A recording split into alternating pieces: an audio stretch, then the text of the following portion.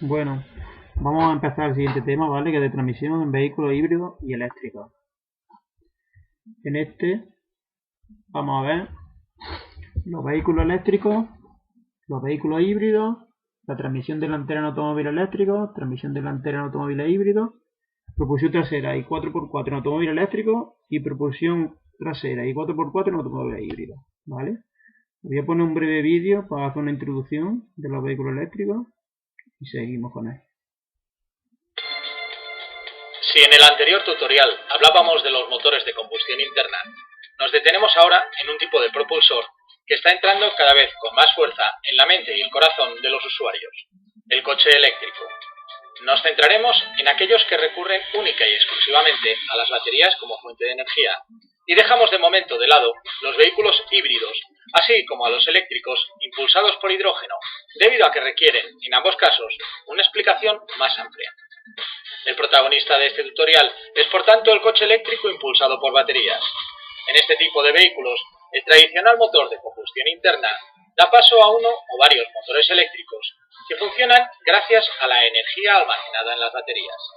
Este tipo de baterías difiere mucho de las baterías de servicio existentes en los coches tradicionales, y su evolución y mejora han permitido ver un futuro más claro para los coches eléctricos.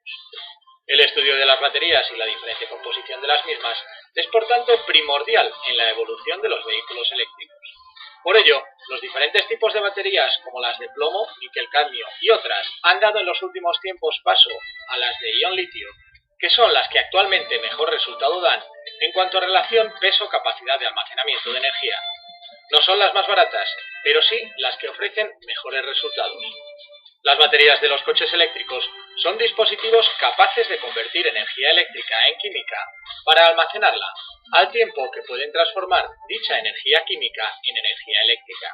Son, además, el verdadero corazón de un coche eléctrico, pues son estas las que hacen variar parámetros tan importantes como autonomía, precio, impacto medioambiental o tiempos de recarga. En vez de cilindros, pistones y demás elementos de un motor de combustión interna, un motor eléctrico transforma la energía eléctrica en energía mecánica por la acción de campos magnéticos generados en sus bobinas. Con la energía procedente de la electricidad, se crean unos campos magnéticos opuestos entre sí que hacen que se mueva la parte giratoria del motor eléctrico, llamada rotor. Dentro del rotor hay un cableado llamado bobina, que, con la presencia de la electricidad, genera un campo magnético opuesto al existente en la parte estática del motor, que está generado por imanes permanentes. La acción repelente entre la parte estática y el rotor hace que éste gire. El pequeño empujón que tuvieron los coches de propulsión eléctrica por baterías durante la primera crisis del petróleo no tuvo continuidad a medio plazo. Sin embargo, esta tecnología está volviendo a centrar las páginas de actualidad, debido no solo a la nueva situación política y social, sino también al mayor esfuerzo que están realizando algunas marcas en su afán por ofrecer alternativas reales a los tradicionales turismos impulsados por motores de combustión interna. Destaca en este panorama la actuación de Renault, que durante el Salón de Frankfurt del año 2009 prometió que iba a tener una gama de vehículos eléctricos, y en la actualidad cuenta con hasta 4 modelos que acaparan buena parte de los segmentos del mercado.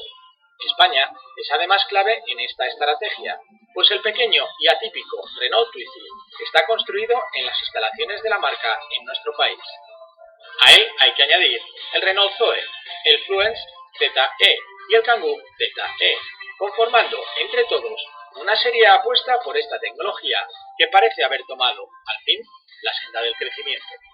Para llevar a cabo su propuesta, la marca del rombo no se ha limitado a ofrecer vehículos eléctricos, sino que ha elaborado diferentes propuestas para limitar o eliminar los males endémicos del coche eléctrico. Entre dichas actuaciones se encuentra el estudio de los tipos de recarga, pero también nuevas posibilidades como el intercambio de baterías o el uso compartido de las mismas.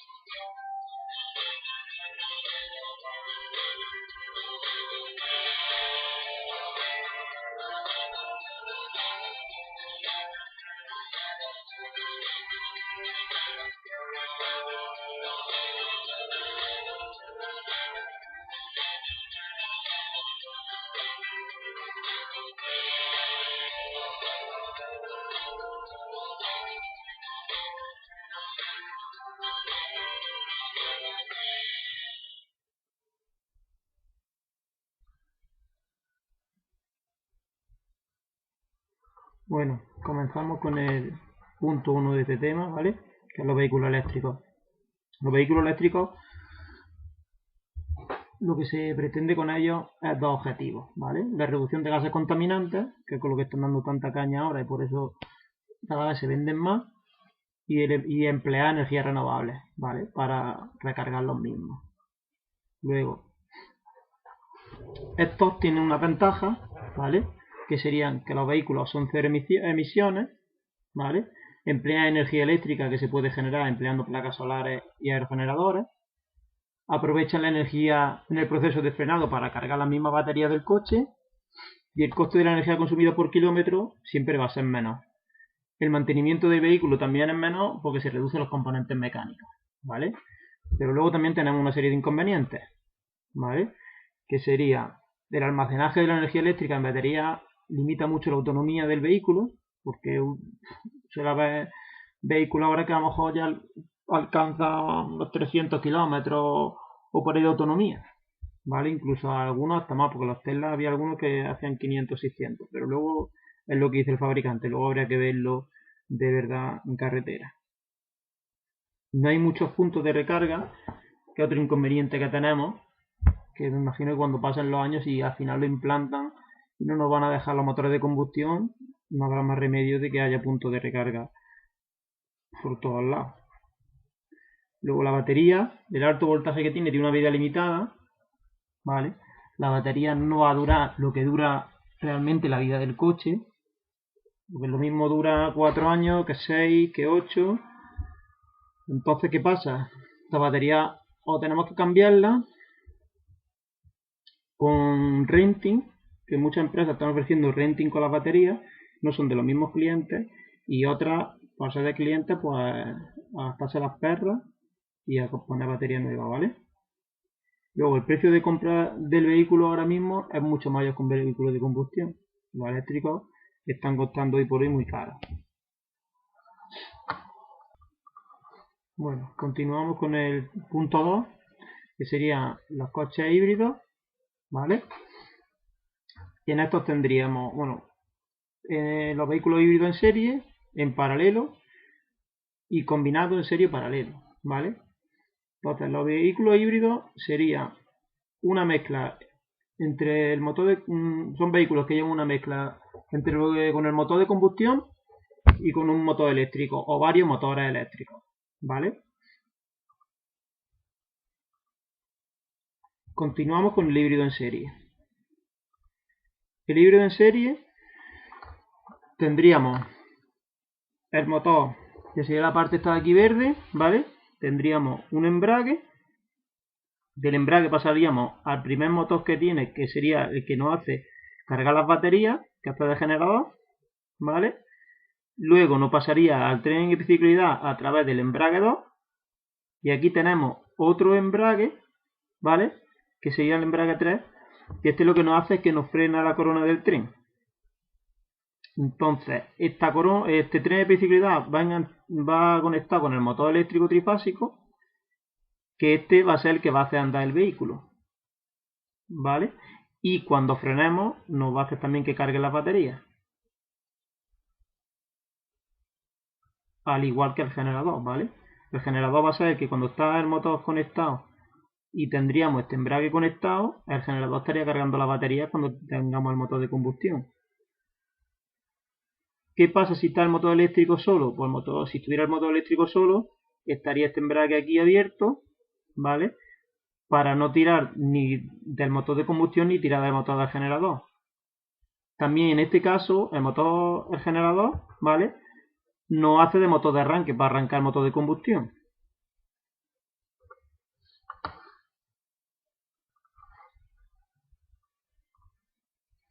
Bueno, el híbrido en paralelo. El híbrido en paralelo tenemos entonces el motor de combustión, el embrague. A continuación del embrague tenemos el motor generador eléctrico trifásico, ¿vale? Luego convertidor y caja automática y ya el diferencial trasero. Este vehículo sería con propulsión trasera, ¿vale? Entonces, aquí tenemos las siguientes opciones. Cuando está el motor de combustión en marcha, que aquí no tendríamos también, al igual que en el de en serie, el motor de arranque nos haría el mismo motor generador, ¿vale?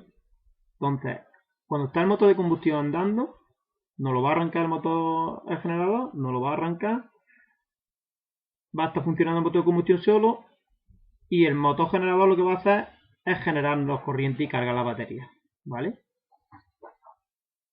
¿Qué pasa?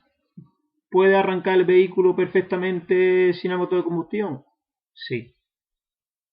¿Por qué? Porque podemos salir con el motor generador andando, ¿vale? Con el motor eléctrico, y a la vez que vamos andando con el mismo motor eléctrico, en cuanto se quiera, al conectarse el embrague, arrancaría el motor de combustión, ¿vale?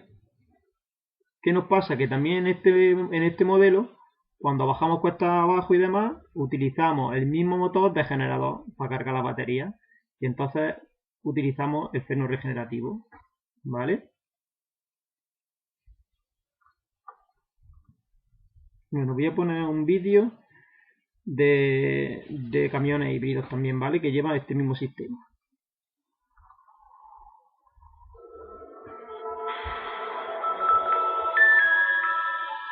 La hibridización ya ha llegado también a los camiones.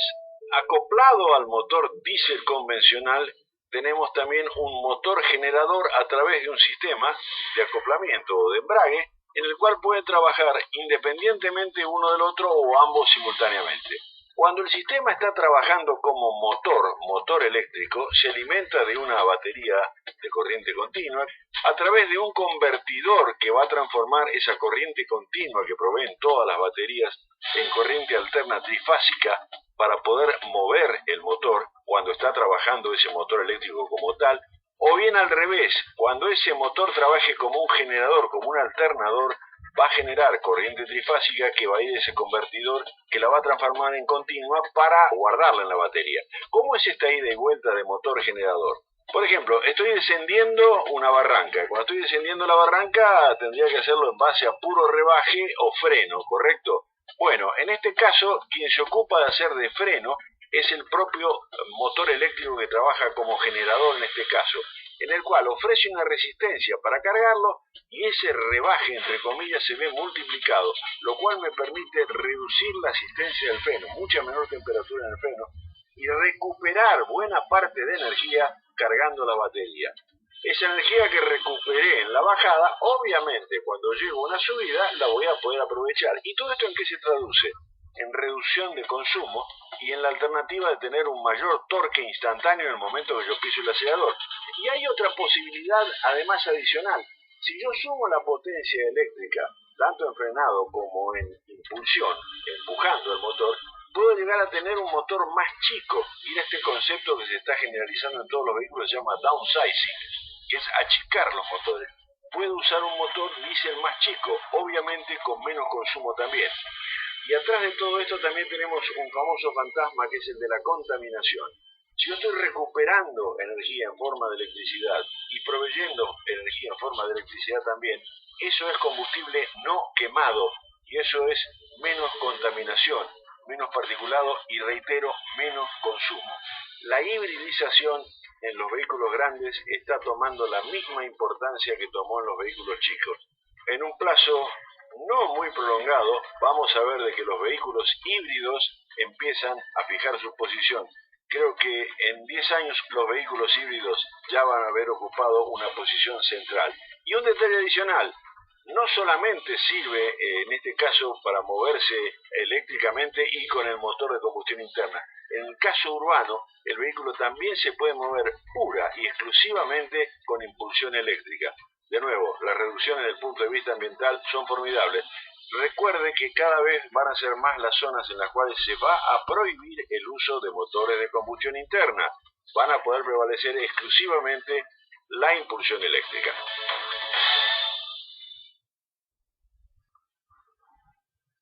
Híbrido en serie o en paralelo, ¿vale? En este tenemos el motor térmico aquí. Esto sería un tren epicicloidal que lo tenemos aquí, ¿vale? En el que el planetario estaría conectado con el generador, con el MG1, con este verde, ¿vale? Este va a ser el que nos carga las baterías y también el que nos arranca el motor térmico, nos hace de motor de arranque. Luego, en la corona exterior de tren de ciclidad estaría el motor LMG2, ¿vale? Con este va a ser con el principal que se va a mover el coche, que a su vez está conectado aquí con la cadena de transmisión, ¿vale? Aquí ya iría el diferencial para mover la rueda. ¿Qué pasa? En este coche empezaríamos a andar siempre con el motor eléctrico. En este no se nos conectaría el motor térmico, bueno, se nos podría conectar para cargar la batería cuando está el coche parado. Pero con el motor térmico no se nos va a mover el coche hasta que el coche no pasa de 60 a 40 km/h, ¿vale? Entonces empezaríamos moviendo con el motor, con el MG2, la corona esta azul, ¿vale? Entonces nos movería la transmisión del coche. ¿Qué pasa? Que al moverse esta corona azul también se movería el eje portasatélites, que a su vez nos mueve el planetario. Entonces, al movernos el eje portasatélite realmente al principio no lo movería, ¿vale? Giraría la corona y lo que no haría era que girara el generador, ¿vale? El motor térmico, perdón, no lo movería. Entonces, el motor térmico no lo deja parado. ¿Qué pasa? Cuando quiera arrancar al motor térmico, pues entonces echa a andar el generador, el MG1 echa a andar al contrario, ¿vale? Y nos arrancaría a través del eje del portasatélite, nos arrancaría el motor térmico. Otra cosa que nos puede pasar estando en parado. Imaginaros que está todo parado, ¿vale? Está el coche con el contacto encendido y quiere arrancar porque ha detectado, o tenemos la calefacción puesta o la música o algo, y ha detectado que las baterías han bajado el voltaje. Entonces, estando todo parado, el MG1 echaría a andar y nos movería el portasatélite para arrancar el motor térmico, ¿vale? Me arrancaría el motor térmico se daría vuelta, el MG1 daría vueltas también y entonces nos cargaría las baterías. Pero el coche estaría parado, la corona estaría parada.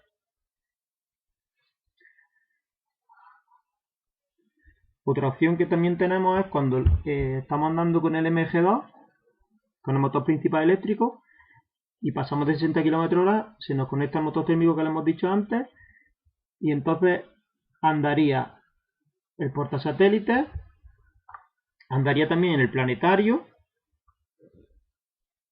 estaríamos cargando un poquito solo a la vez que vamos andando, y el motor térmico nos ayudaría también a mover el coche.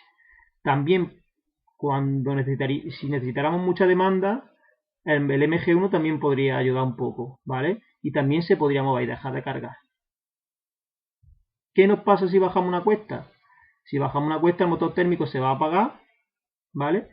Y el mismo motor, el MG2, va a hacer también, de motor regenerador, y lo que nos va a hacer es que nos va a cargar también las baterías, ¿vale?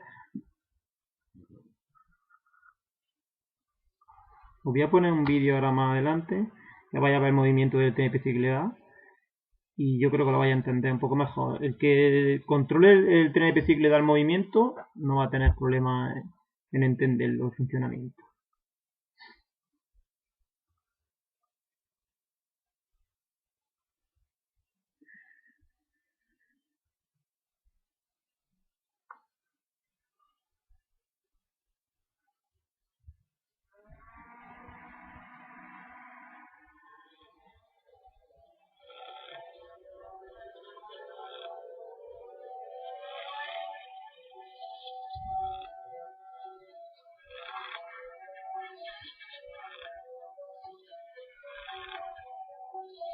De este transeje híbrido de Toyota, el que utiliza el Prio, parece que es de tercera generación, de tercera o de cuarta generación.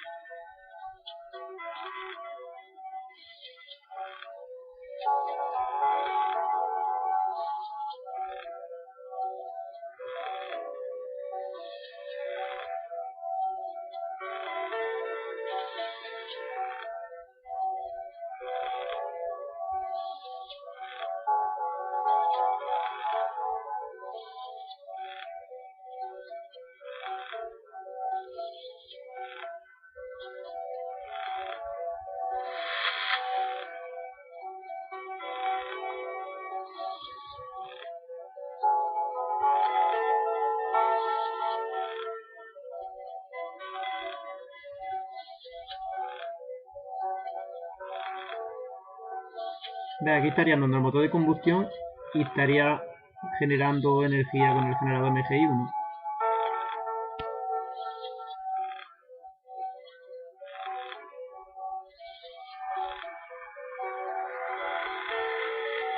En este movimiento de antes, ¿vale? Aquí estaría girando todo. Estaría andando el MGI2 y a la vez estaría andando... A ver, vamos a poner el vídeo.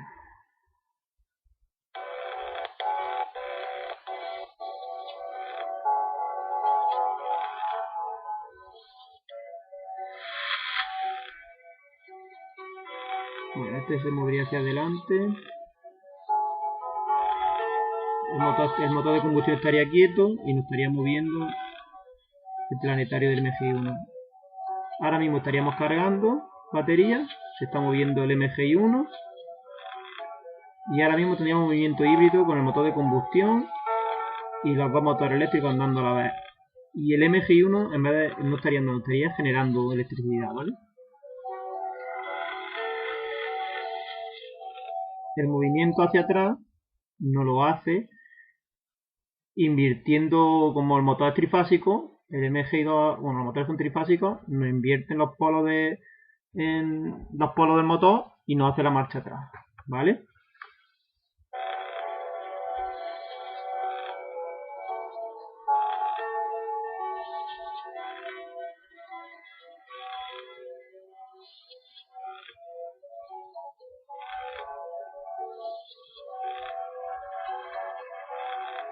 Ahí nos está arrancando el motor de combustión.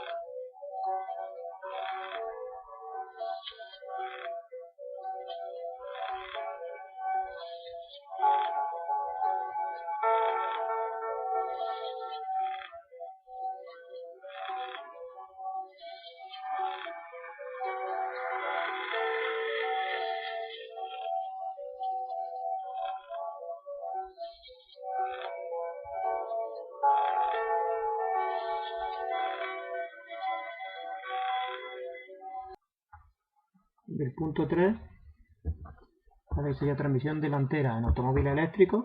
Este motor que aparece aquí es de un Nissan Leaf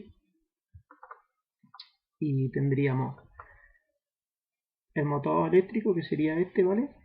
Toda esta carcasa de aquí sería el bobinado y sería el estator, junto con esto, ¿no? Le han pegado un corte ahí como si fuera un queso. Y dentro, esto de aquí es el rotor, ¿vale? Por dentro del eje del rotor va el eje del semiárbol izquierdo, que llegaría hasta aquí, hasta este diferencial. Y entonces el motor nos movería este piñón de aquí, ¿vale? Con el rotor. A su vez nos mueve esta rueda. De esta rueda nos pasaría este piñón de ataque. Y este piñón de ataque es el que nos mueve el diferencial. Ahora vamos a ver un vídeo muy interesante, ¿vale? Del Nissan Leaf. Y bueno, vamos a ver desde...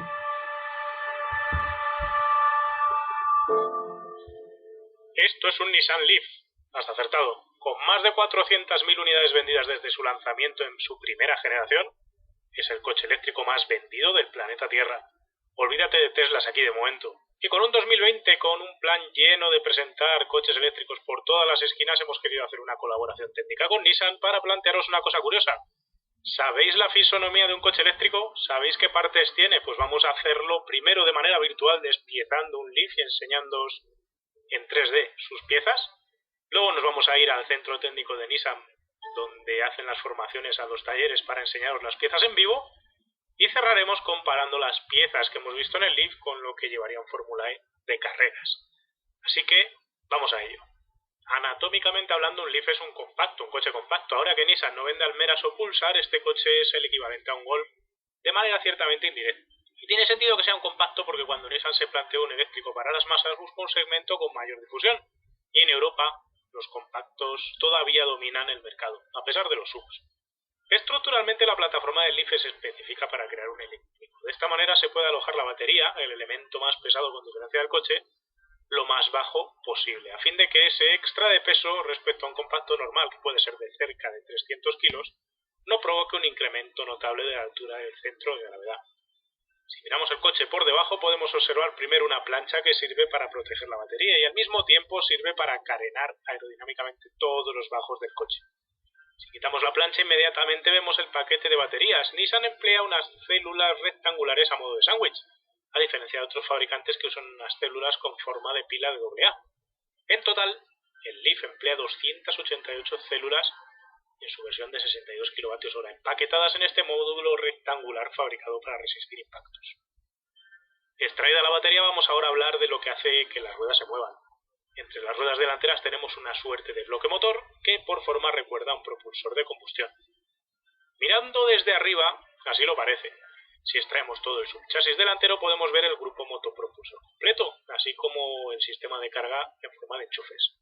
El grupo motopropulsor se puede dividir en tres grandes elementos: el PDM, o distribuidor de corriente, el inverter y el propio motor generador. El PDM va situado arriba del todo donde iría la culata del motor y sirve para distribuir la corriente. Cuando enchufamos el coche a nuestro enchufe de casa integra el cargador para gestionar el voltaje que le entra y mandarlo a la batería. Cuando lo enchufamos el coche a un cargador rápido también se encarga de mandar la corriente continua a la batería, pero de otra manera. Además sirve de fusible gigante, ya que es el sistema encargado de cortar el flujo de corriente si ocurre algún tipo de problema. Por debajo de él tenemos el inverter, que se encarga de transformar la corriente continua de la batería a corriente alterna, que es la que utiliza el motor. Además también hace el proceso inverso de convertir corriente alterna en corriente continua cuando estamos haciendo frenada regenerativa.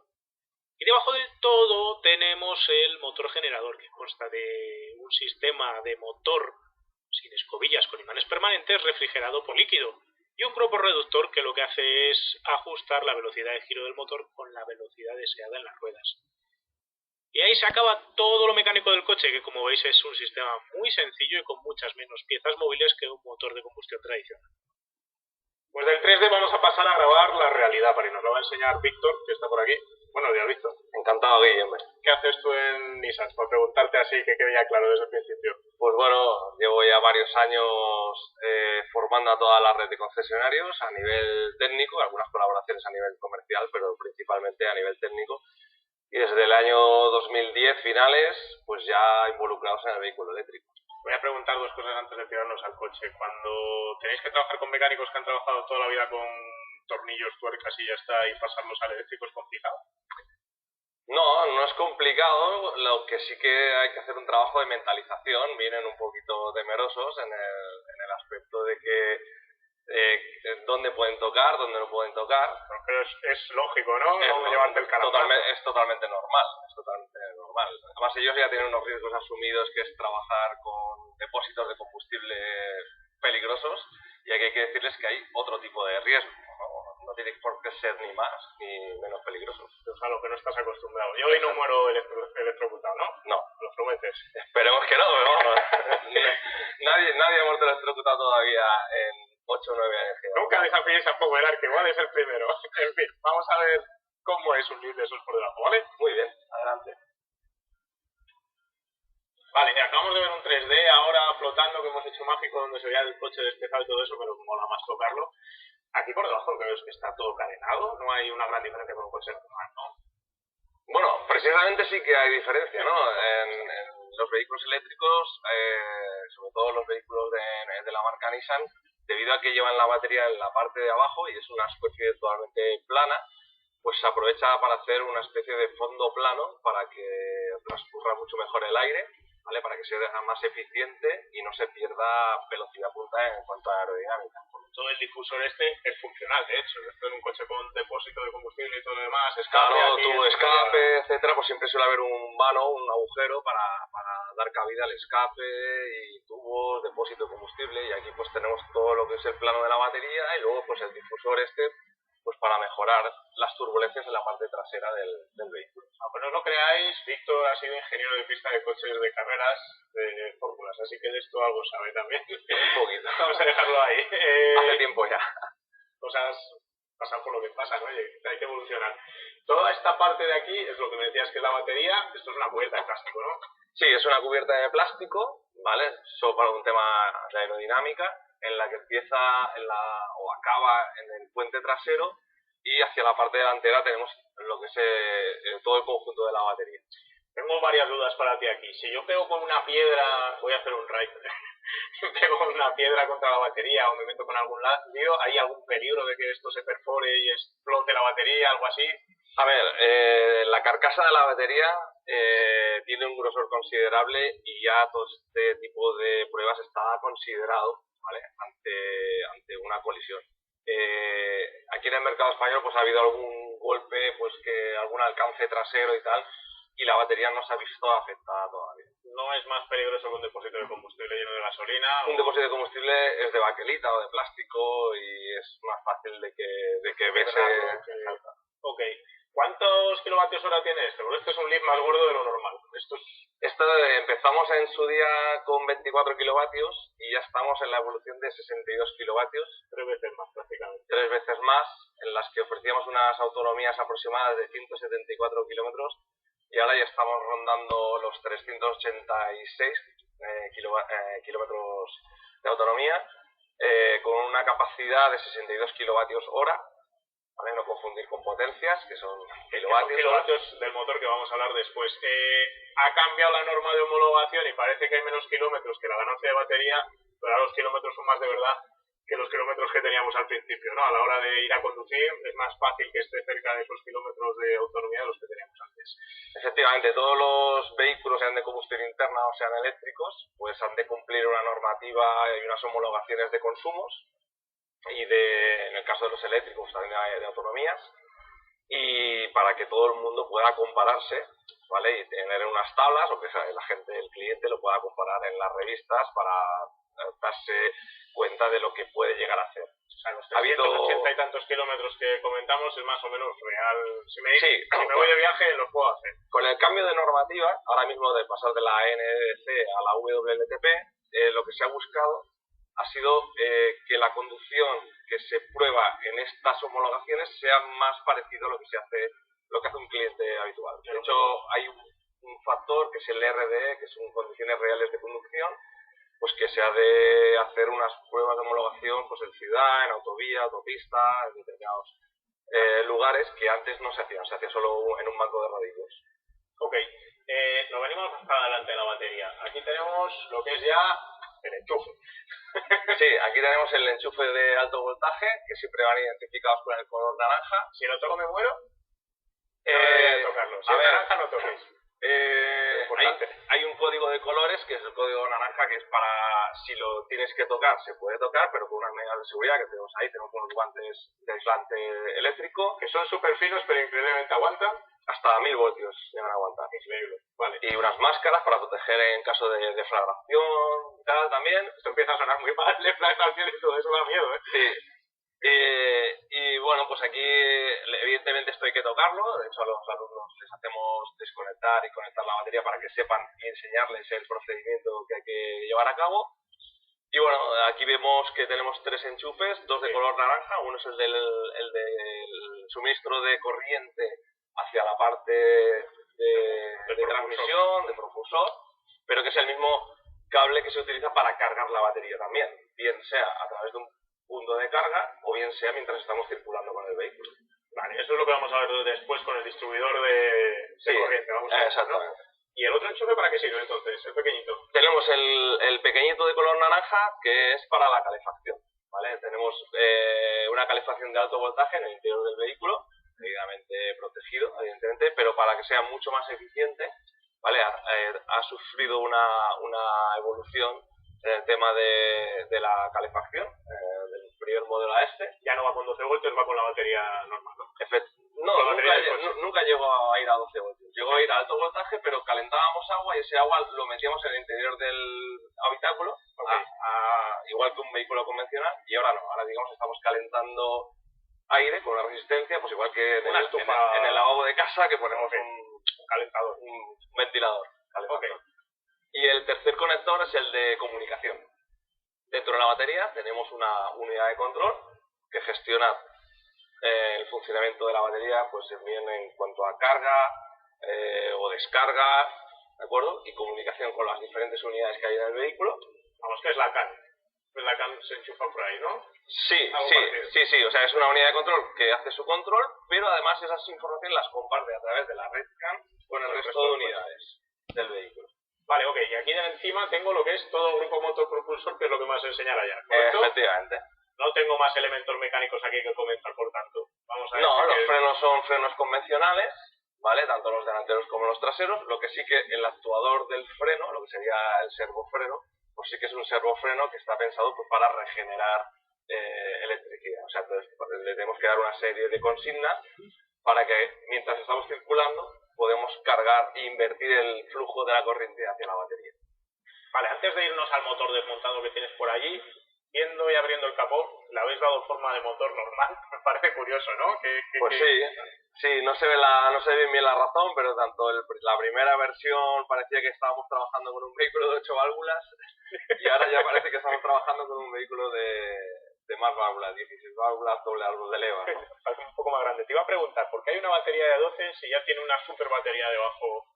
Bueno, al final necesitamos una serie de consumidores de bajo voltaje como pudieran ser luces, cuadros de instrumentos, iluminación, etcétera, etcétera, y necesitamos tener 12 voltios. Lo que sí que ha desaparecido en este vehículo ha sido el alternador. O sea, necesitábamos antes un alternador para generar ese voltaje y ahora con la batería de 400 voltios lo transformamos a 12. ¿Y de dónde salía el alternador? ¿Estaba asociado a la transmisión del coche, al grupo final? Bueno, el alternador siempre estaba asociado a las correas de accesorios, ¿vale? Que girando pues generaban ese voltaje y ese amperaje para cargar la batería. Me has dejado loco, tenía correas y alternador el Leaf original. No, el Leaf si lo comparábamos con un vehículo de combustión. Ok, me estaba volviendo loco ya. No. Veo que tenéis un líquido aquí para refrigerar algo. ¿Qué refrigeramos? Pues la batería va refrigerada por aire, ¿correcto? Sí, bueno, esta batería es una batería que no tiene refrigeración. Sin embargo, la de la furgoneta eléctrica, debido a que su tamaño es un poquito más reducido y más compacto, sí que tenemos una refrigeración y una calefacción, ¿vale? En el Leaf tenemos especificaciones de países nórdicos con baterías calefactadas y baterías convencionales en principio para el resto de climas. pero sí que tenemos refrigeración, por tanto, para el motor. Sí, en la primera versión del Leaf teníamos un doble circuito de refrigeración, que uno era para la calefacción interior y otro era para la propia refrigeración del motor. Bueno, no solo del motor, sino de los elementos de alto voltaje. Y aquí pues tenemos toda la refrigeración para los elementos de alto voltaje, que los veremos en 3 pisos en el próximo modelo que tenemos ahí colgado en el link. Vamos a verlo, que ese ya nos va a hacer más gracia todavía. Vale, extraído ya el todo grupo motor propulsor, de nuevo te lo digo, tiene pinta de motor normal, aunque no lo sea. Cuéntame qué niveles tenemos aquí. Aquí hay tres apartados, ¿no? Sí, aquí hay 3 grandes apartados, ¿vale? Tenemos lo que sería la PDM, el módulo de distribución de potencia, ¿vale? Tenemos el inverter y tenemos la parte del motor que se dedica solo a girar las ruedas, digamos, a darle movimiento al vehículo. Entonces, tanto en el inverter como en la PDM, pues se hace todos los diferentes cambios de corriente, subir, bajar de voltaje, cambiar de corriente continua, alterna, etcétera, etcétera. Vale, ahora que me lo vas a explicar, lo desmontamos, me lo explicas, pero antes de sacarlo de aquí, lo que te voy a preguntar es lo obvio. Aquí veo que hay un tubo de refrigeración que es al final lo que me decías, no solo se refrigera el motor, sino que tenemos líquido circulando por otras partes, ¿no?, del bloque.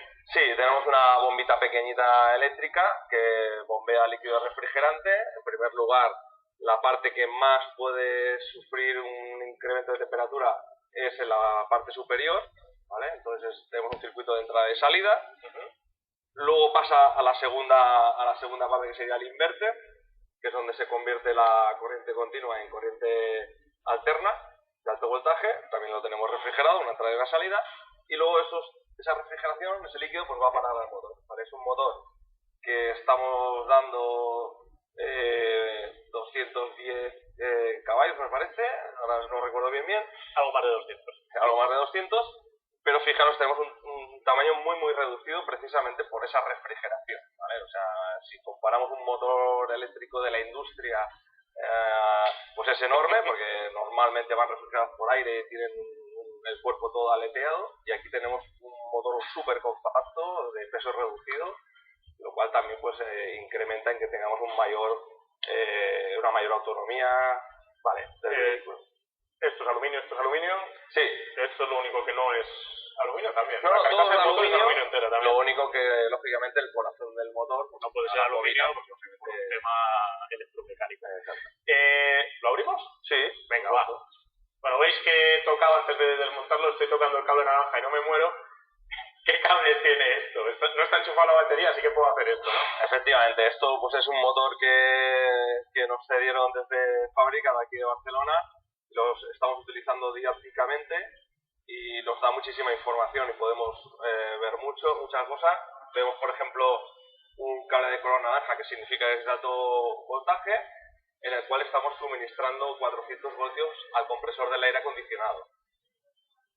Al compresor a 400 voltios, curioso. Sí, efectivamente. Luego, internamente en el compresor del aire acondicionado, pues se transforma en corriente alterna, lleva un mini inverter también para darle movimiento al compresor del aire acondicionado. ¿Y esto que es el churro gordo de cargar, es esto? Sí, aquí tendríamos la entrada de carga doméstica, podríamos cargar a 3 velocidades, serían 3 amperajes, pero estaríamos hablando de 3 velocidades, unos 10, 16 y 32 amperios, ¿vale? Con un enchufe doméstico, ¿de acuerdo? Con un chuco enchufado en cualquier enchufe de los que tenemos aquí en la escuela.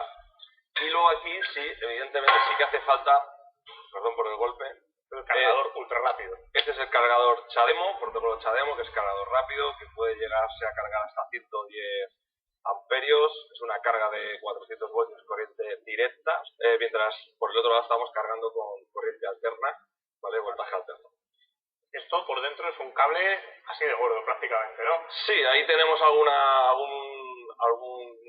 elemento, algún pin de batería y tal, donde se puede ver el diámetro del cable. Ya que me lo has dicho, enséñamelo. O sea, ahora voy a enseñarte. Bueno, aquí tenemos un conector pues de scrap de una batería de prototipos. Lo que es el cable, lógicamente es un cable flexible, pero internamente... Es así de gordo, ¿no? Sí, es el tamaño más o menos que tenemos.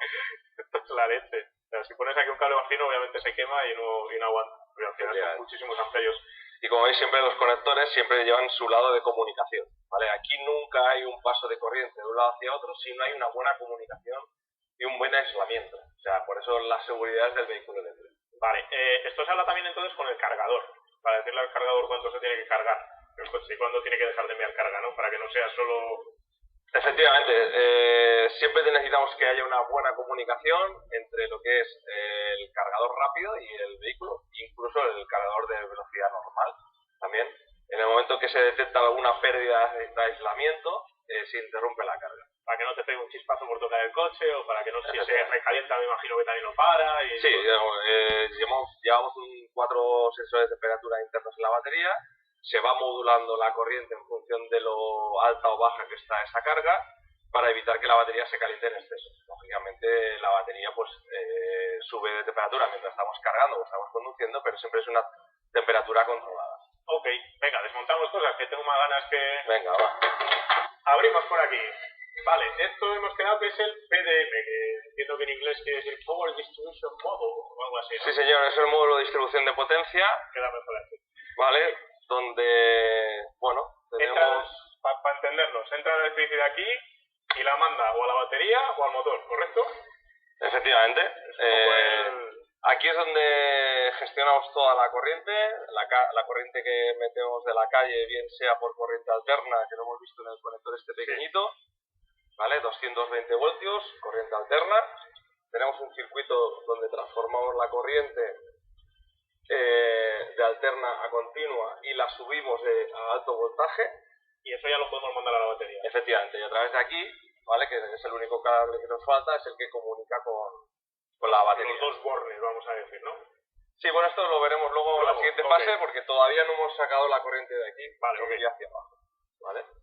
Luego tenemos el cable de alto voltaje de 400 voltios de continua, ¿vale? Tenemos unos relés que hasta que no se verifica el correcto, están cerrados, ¿no? El correcto funcionamiento y el correcto aislamiento, pues están cerrados, ¿de acuerdo? Y una vez cuando hay una buena comunicación entre el vehículo y el cargador, pues ya se activan estos relés para permitir el paso directo de corriente a la batería sin transformación. Un fusible muy bonito de 30 amperios.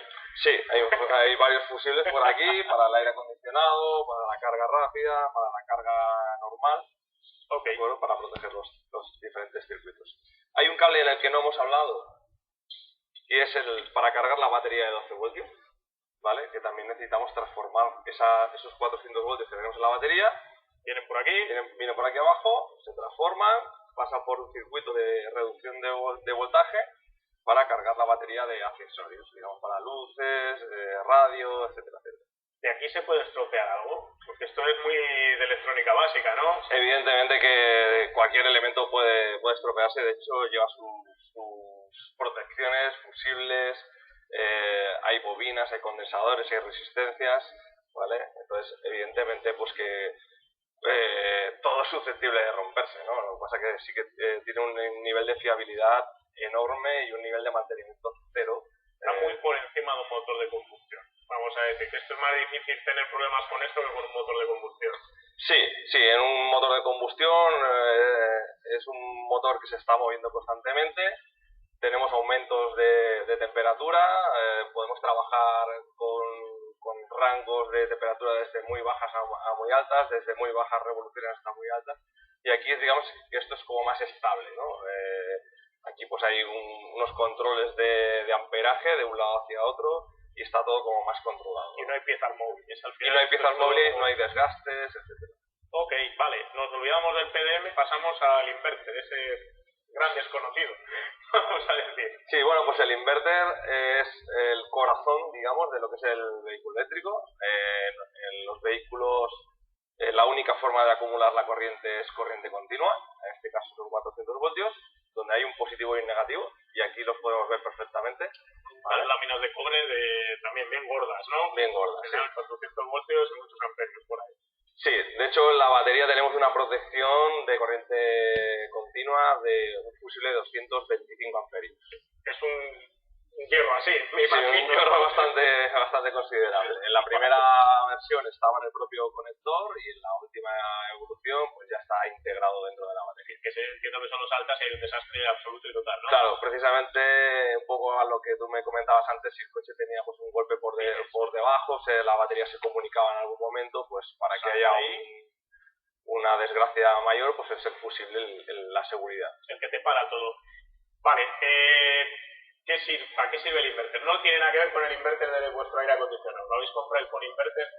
No tiene nada que ver con eso. Bueno, el inverter es el corazón del vehículo eléctrico y es el encargado de transformar la corriente continua, positivo y negativo, ¿vale?, a corriente trifásica, con las tres fases del motor, la U, la V y la W, en el caso de que estemos entregando potencia al motor para mover el vehículo, pero en el momento que el vehículo está en una frenada o está descendiendo una montaña, pues estamos aprovechando el movimiento del motor y cogiendo esta corriente trifásica de 380 voltios en alterna para convertirlo en corriente continua y acumularlo en la batería. O sea, que al final lo que hace es convertir señales de una cosa con señales compatibles con el motor, vamos a decir, ¿no? Sí, pero aquí hay 6 elementos súper importantes que son los transistores de potencia, los IGBTs, que es el punto más caliente de un vehículo eléctrico donde podría llegar a alcanzar 150 grados. ¿Y esto es lo que había que refrigerar?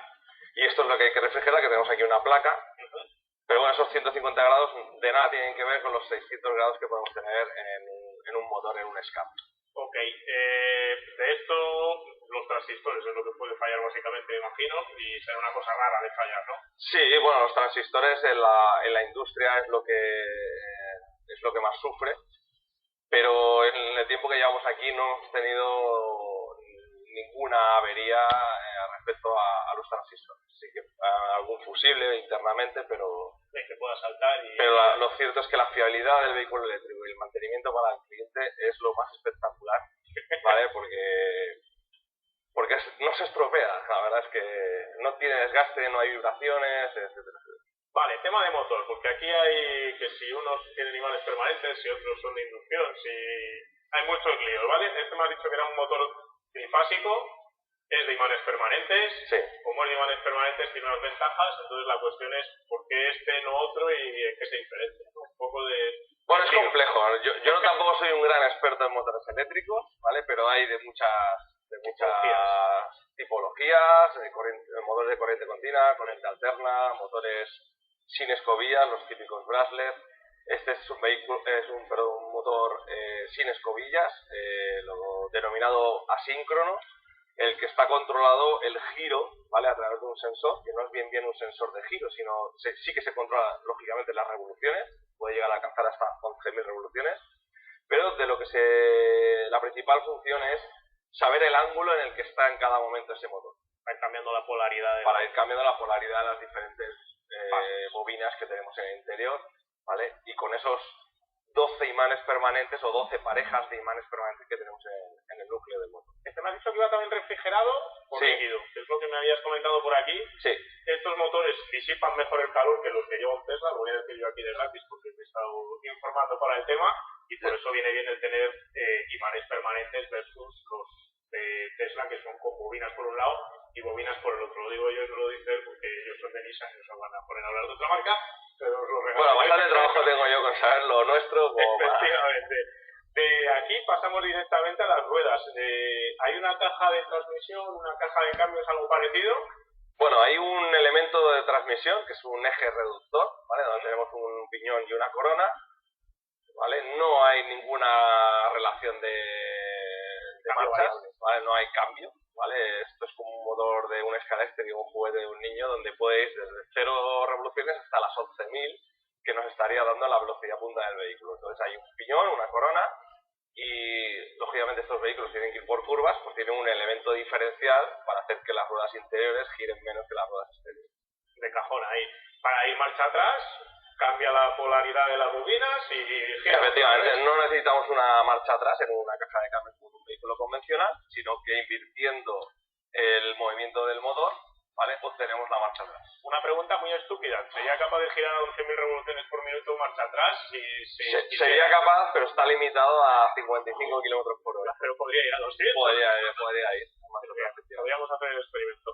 Vale, me queda una duda, que es la primera duda que tuve cuando probé un Leaf y coches eléctricos en general, híbridos, que es el tema del casco del pedal de freno, y que iba a pedir volver sobre lo que sería la bomba de freno retocada que nos has comentado antes, para ver si me puedes explicar un poco los elementos que tenemos ahí, ¿te parece? Sí, en el caso del freno, lo que hay que ver es que son vehículos ligeramente más pesados que un vehículo convencional, ¿vale? Conforme las baterías vayan aumentando su capacidad, pues van a ir pesando un poquito más estos vehículos y necesitamos una capacidad de frenado mayor.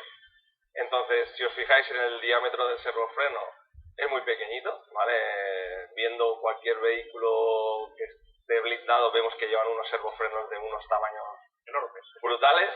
Sin embargo, teniendo la asistencia esta eléctrica, pues con poca fuerza que ejerza el conductor, lo cual se traduce en una conducción mucho más descansada, pues el vehículo hace la fuerza necesaria para parar el vehículo. Venga, lo vemos ahí. Bueno, este es el sistema que me estabas comentando de servofreno. Cuéntanos un poco qué tiene dentro, porque veo por aquí que lleva componentes electrónicos y es un poco lío, ¿no? Sí, lleva aquí unos componentes electrónicos, además lleva unos acumuladores de corriente, unos condensadores que están en otra parte del vehículo. Hemos dicho que con poco esfuerzo estamos parando muchos kilos de vehículo. Fijaros que el diámetro es muy pequeño para lo que llega a pesar este vehículo, que es un poquito más que un vehículo convencional, ¿vale? Y no solo nos encargamos o se encarga esta pieza de parar el vehículo, sino que recibir las consignas del conductor, si estamos conduciendo con el e-pedal o sin el e-pedal, para él ejercer la fuerza de frenado. En el caso de que la fuerza de frenado que ejerza el motor de alto voltaje pues sea insuficiente para parar el vehículo. Y bueno, hace como un emulador de pedal, y de ahí la sensación diferente con un vehículo convencional. Porque al final vamos a decir que tiene como unas bobinas que tiran del pedal de freno y lo puede mover un poco por su cuenta, Sí, más allá de que... de hecho lo mueve por su cuenta. Tiene mueve la bomba y la dos desplaza. bobinas concéntricas, una para suministrar potencia de frenado al vehículo y otra para emular lo que yo tengo en el pie, la sensación de pedal.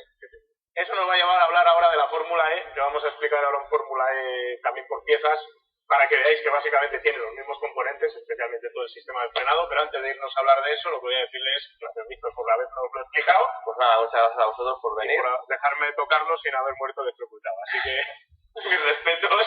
Pues nada, hombre, hasta la próxima. Y ahora, tras ver el Leaf desmontado, vamos a pasar a otro tema curioso. Como bien sabréis, Nissan compite por segunda temporada consecutiva en la Fórmula E. Los japoneses nos llevaron a ver desde pretemporada en Valencia para curiosear y hablar con el máximo responsable de actividades deportivas de la compañía, Mike Arcamo, y también con Sebastián Buemi, su piloto estrella. Nos comentaron en líneas muy generales la importancia de la estrategia del piloto en esta competición, cómo permite desarrollar además estrategias de gestión eléctrica y cómo el 75% de los coches es común entre todos los equipos. Pero en realidad, siendo coches eléctricos, básicamente tenemos los mismos componentes en términos generales entre el Nissan de Fórmula E, el IM02 de este año, y el Leaf.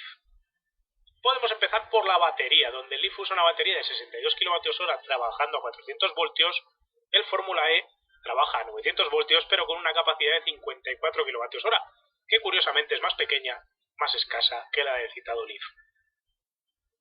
En este caso el inverter va montado sobre la batería. Aquí no hay PDM ni un cargador integrado para reducir el peso.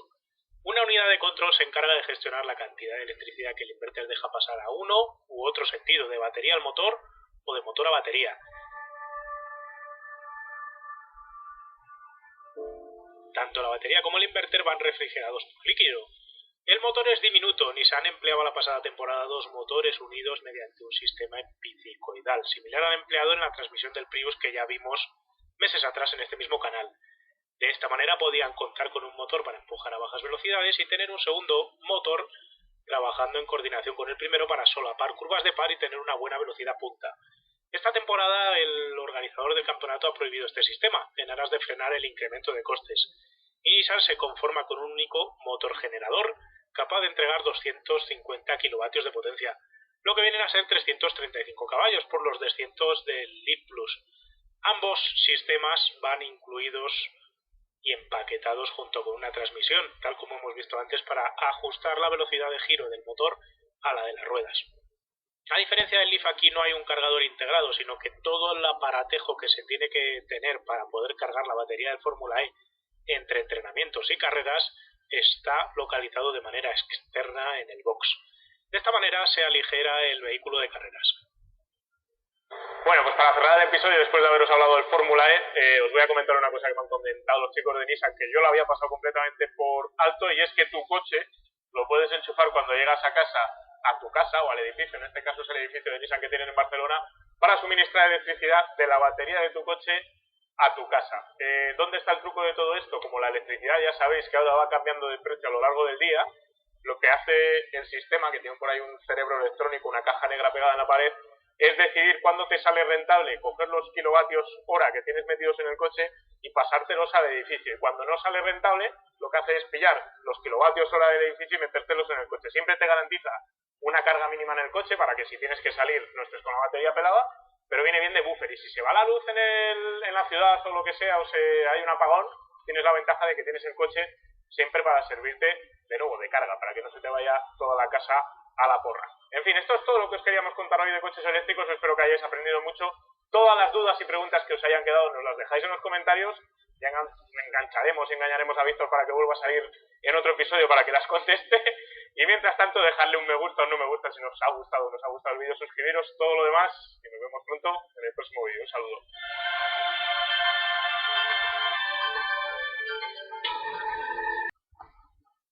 Bueno, continuamos con un motor de transmisión también delantera, que sería el del Volkswagen E-Up. En este tendríamos el motor eléctrico aquí, ¿vale? El rotor. El rotor nos movería el piñón Z1, del Z1 que nos movería el Z2 que está aquí, y el Z3 que está conectado con el Z2, en el mismo eje, nos movería la corona esta, Z4, y nos haría, todo este grupo nos haría de reductor. Y aquí ya tendríamos incorporar el diferencial, que aquí saldría cada semiárbol de cada rueda.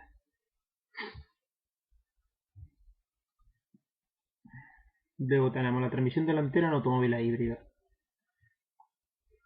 En esta transmisión, este es el que hemos visto antes, ¿vale? El de serie y paralelo, el híbrido serie y paralelo. Que tendríamos el motor LMG1, el MG2, el tren epicicloidal, ¿vale? Y esta corona, que es la que nos mueve este grupo reductor, que a su vez mueve el diferencial para movernos los semiárboles que van a la rueda.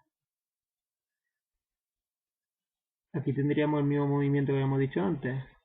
El motor de combustión estaría conectado con el portasatélite, y lo veis aquí como está conectado con el portasatélite, y a su vez con la bomba de aceite. Luego el MGI1 estaría conectado con todo este eje rosa con la corona, ¿vale? Y el MGI2, no, perdón, me he equivocado. El MGI1 no es el que mueve el coche, el MGI1, el azul, es el generador. El MGI1 es el que mueve el planetario. Y el MG2 es el que mueve la corona, ¿vale? Más bien aquí, que está conectado con este rosa, y mueve aquí la corona. Y este es el que mueve a través de este eje rosa, mueve el planetario, que sería el generador, y este es el principal que mueve el coche, que sería el MG2. Bueno, esta sería la puesta en marcha de los híbridos. Tendríamos que el MGI1 andaría al revés. Empezaríamos a andar entonces con el MGI2. El motor estaría parado. Al estar el motor parado, el portasatélite del tren de previsibilidad estaría parado. Entonces moveríamos con el MG2 el coche y estaríamos cogiendo carga de la batería, ¿vale? Al MG2. Eso es la puesta en marcha del coche. Luego, en el arranque del motor de combustión. Si arrancamos el motor de combustión, ¿qué pasa? Pues que al arrancar el motor de combustión, lo hemos arrancado moviendo el MGI1, ¿vale? Para poder arrancar el motor de combustión. Y tenemos que hemos cogido de la batería para el MGI1 para poder arrancar el motor, y estamos cogiendo la batería para el MG2. Vale. ¿Qué pasa una vez que echamos a andar? una vez que echamos a andar, estamos cargando con el MGI1, ¿vale? Cada vez que cargamos lo que hacemos es que estamos alimentando el motor, el MG2, y estamos entonces andando con el MG2 y con el motor de combustión. Y a su vez, el motor MG1 está generando corriente que nos la está cargando o a la batería o nos la está metiendo al mismo motor. Luego tenemos con conducción de deceleración y frenado, que sería cuando estamos bajando una cuesta o cuando simplemente vamos a pulsar el freno o levantamos el pie del acelerador. En algunos modelos levantando el pie del acelerador y en otros sería frenando. Entonces, cuando frenamos un poquito suave y no frenarían con los frenos del coche. Nos estaría frenando con el regenerador. Ahora, si pulsamos el freno más fuerte, sí nos frenaría ya con los pinzas de freno. Entonces, aquí tenemos que el motor estaría parado, las revoluciones del MG2, bueno, no es que las revoluciones, sino que no estaríamos alimentándolo, sino al contrario, nos estaría produciendo corriente que pasaría a modo de generar. Entonces, ¿cómo produce la corriente del motor ese cuando desaceleramos? Lo que hace es que invierte el sentido de carga. Entonces, se produce, no hace rozamiento, pero sí se produce como lo que hace es que frena el movimiento del rotor, ¿vale? Al producirse así lo digo, leche.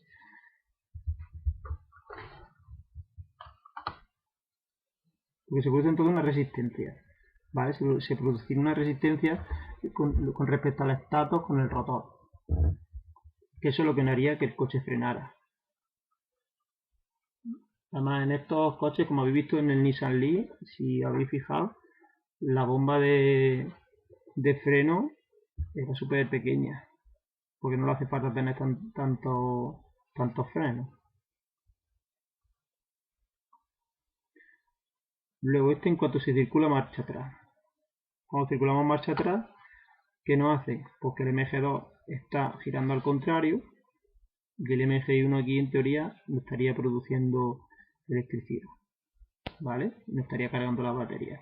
El motor lo tendríamos parado. Ahora, propulsión trasera y 4x4 en automóviles eléctricos. Aquí tenemos un Smart, ¿vale? Como veis, tiene las baterías en el centro y el motor trasero. Y luego, esto sería otro tipo de coche que sería 4x4, entonces llevaría un motor eléctrico atrás y otro motor eléctrico adelante.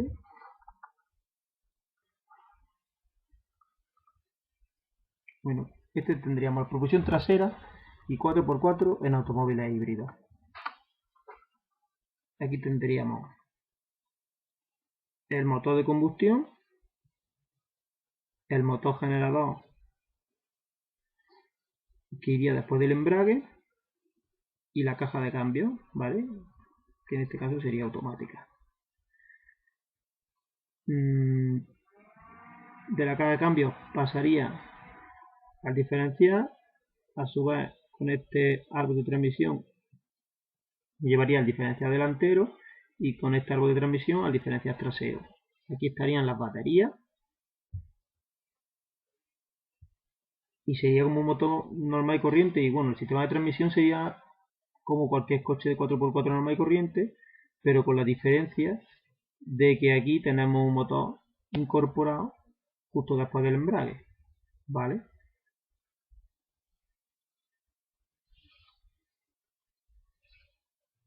Luego el funcionamiento de este embrague separado con el motor alternador. Nos entraría a la transmisión a través de aquí, del volante de inercia, desde el motor, ¿vale? Tendríamos el disco de embrague, el plato de presión del disco de embrague y a continuación tendríamos el motor. Aquí tendríamos el estator, ¿vale? Esto sería la carcasa, el estator sería este y este haría de rotor. En este tipo de motores, lo que nos va a hacer, por ejemplo, en el movimiento de antes, conforme vamos andando con el motor de combustión, o podemos empezar, bueno, directamente se puede empezar a andar con el eléctrico perfectamente. El eléctrico nos movería estando el embrague abierto para no mover el de combustión. Este es lo mismo que el que vimos al principio de la propulsión trasera, ¿vale? Y con motor también eléctrico. El motor este eléctrico nos va a mover la transmisión, nos va a hacer que el coche se mueva sin tener que estar el de combustión andando, porque el embrague estaría abierto. ¿Qué pasa una vez que cierre el embrague? Pues que ya arrancaríamos el motor de combustión, porque no tenemos motor de arranque, el mismo motor generador, el que no hace de motor de arranque, no arrancaría el motor de combustión y el coche podría andar perfectamente, tanto con el motor de combustión encendido como apagado. ¿Qué pasa si se apaga?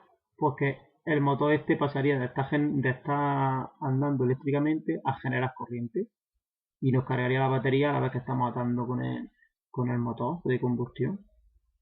Este sería, si no llevara la transmisión esta, el mismo que hemos visto del camión anteriormente.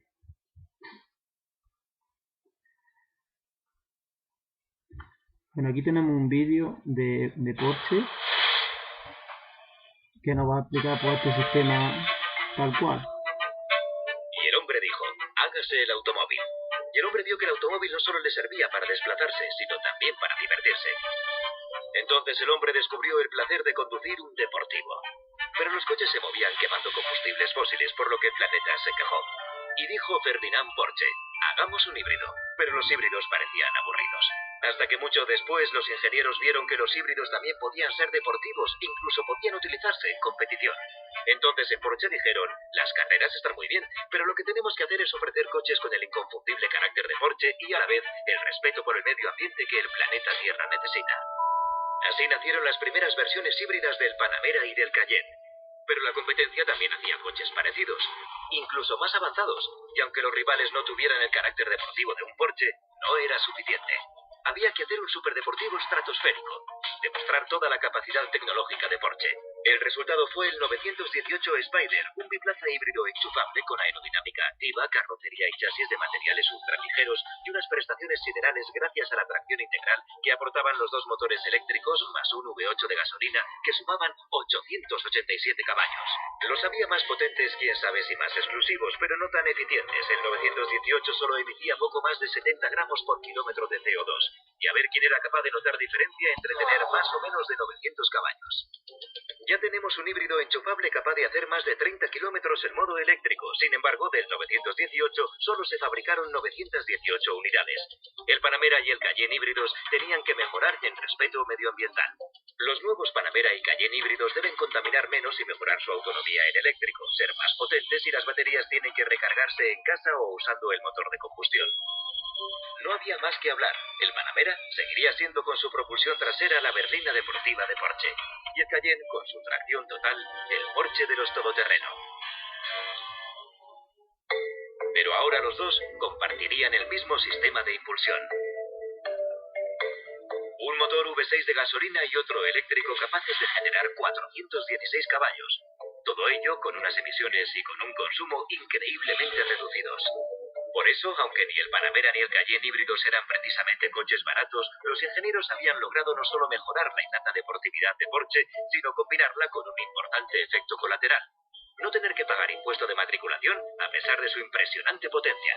El final de esta historia es que muy probablemente el resto de marcas reaccione, pero de momento hay un hecho indiscutible. Con las versiones híbridas del Cayenne, el Panamera y el espectacular 918 Spider, no hay otra marca en el mundo como Porsche con una gama tan amplia capaz de combinar deportividad y respeto por el medio ambiente. ¿Quién dijo que era imposible hacer compatibles el respeto al medio ambiente y los deseos de los entusiastas del motor?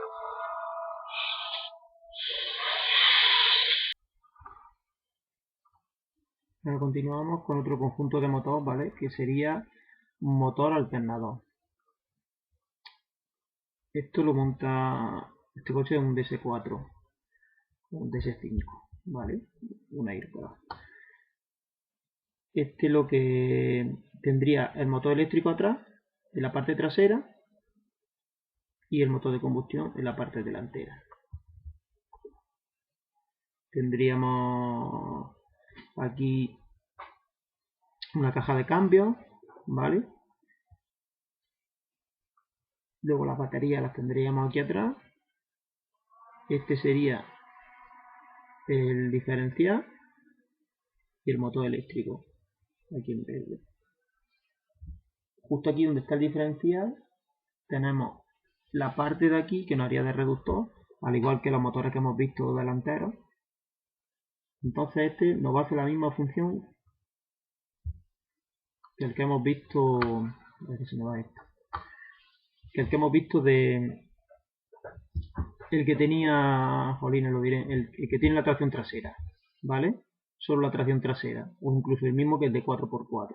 Nos haría las mismas funciones, porque este motor no va a cargar las baterías del vehículo cuando estemos andando con el de combustión, incluso cuando estemos frenando igualmente nos va a regenerar corriente para cargar la batería. Nos va a hacer la conducción eléctrica solo con el motor trasero y nos va a poder arrancar también el motor de combustión, aunque no esté conectado directamente con el motor de combustión, pero como nos va a empezar a andar con el eléctrico va a hacer que se mueva todo el coche. Entonces cuando se mueva todo el coche con las mismas transmisiones delanteras nos va a arrancar el motor de combustión, ¿vale? Yo creo que de este ya no hay mucho más que explicar, ¿vale? La batería, me he confundido, he dicho antes que la batería de esto, estas no son las baterías están aquí, estoy viendo aquí ahora. Este sería el inversor casi seguro, ¿no? Conversor, el inversor de corriente continua a corriente alterna, ¿vale? Bueno, espero que os haya sido un poquillo menos el vídeo y que os hayáis enterado de algo.